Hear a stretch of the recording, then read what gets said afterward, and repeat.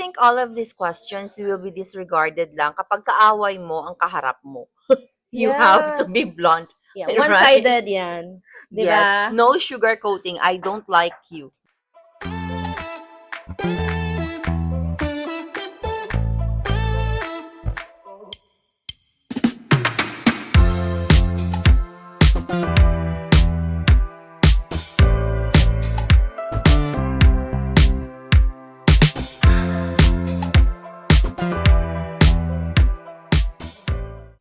Just two friends having real talk and in-depth conversations on random topics like life, relationships, finances, and advice. Hello, mga ka-jinglers! And today's topic is one that sounds simple but actually causes a lot of misunderstandings.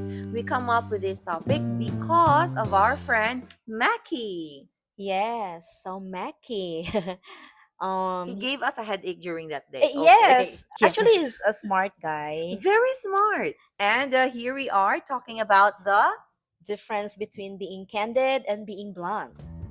Because let's be honest, twins, how many times have we heard someone say, I'm just being honest, after saying something that kind of hurt?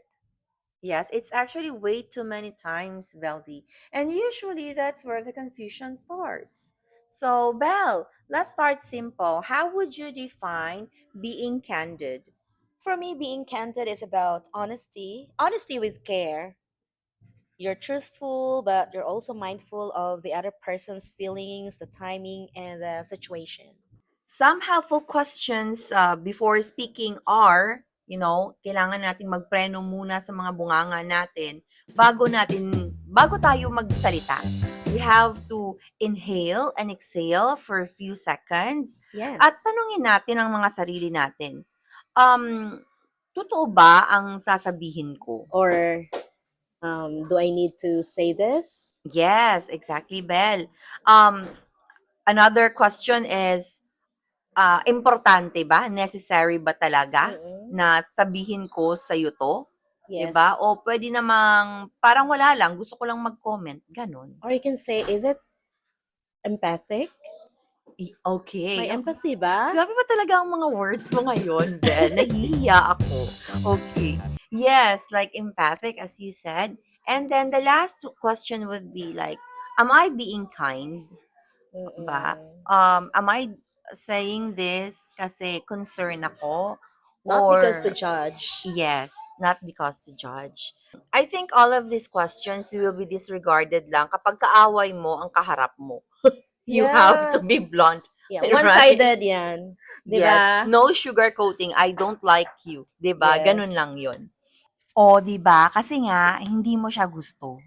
'Di ba? Kaaway Tama. mo siya. That Mm-hmm. one hits. Okay. Yeah, so if it's true, but not kind, like if it's necessary, but hindi mo kayang sabihin na meron kang empathy or concern sa person, I think you can rephrase. Exactly. Yeah. Puwede naman 'yun, eh. Mm-mm. If it's kind but not true, for me, I think just don't say it. Mhm. Mm-hmm. Yes. Kasi minsan may mga pagkakataon din na hindi mo alam, ngayon galit ka sa kanya, tapos Uh-huh. the next time pala parang kailangan mo yung taong yun.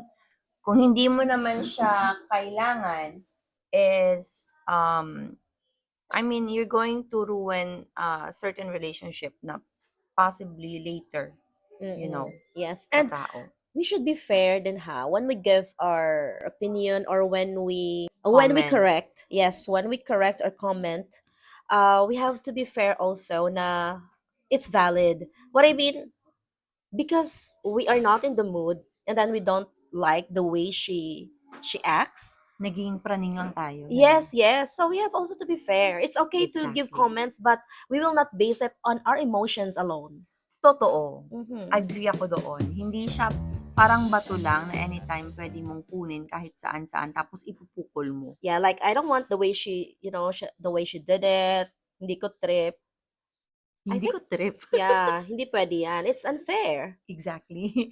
Okay. So, um, so probably like we're supposed to give a practical tip to our listeners. We should focus on behavior, not Personality. personality. So, Yeah. instead of saying na tamad ka, maybe, kailangan nating sabihin na, alam mo, parang hindi ka na productive. Parang hindi mo na ginagawa ang mga responsibilidad mo. Friend, 'di ba? Puwede Oo. ring ano, "Friend, alam mo, Oo. ang tamad mo na ngayon." But we should also remember that our tone in delivering the message is also very important. Yes. Tone, diction, word usage nga, gano'n. Oh, Facial expressions. exactly. Parang nagda-judge ka ng declamation. Ano ba? Speech part. Okay. So, that's a candid feedback, not a blunt attack. Yeah, right. So, quick recap, candid is honesty with empathy. While being blunt is honesty without a filter. Useful sometimes, but risky when overused. Totoo. Because words don't just express thoughts, they also, Affect people. yes, well said. Anyway, mga ka-jinglers, to our listeners, if you enjoyed this episode, don't forget to follow and subscribe. You can always catch us on Instagram, Facebook Reels, and of course on Spotify. Just search for our podcast and be part of the Jinglers community. Huwag kalimutan, Beldy and Windy. Until next time, thanks for listening. Remember, choose honesty with a With heart. Have a nice day.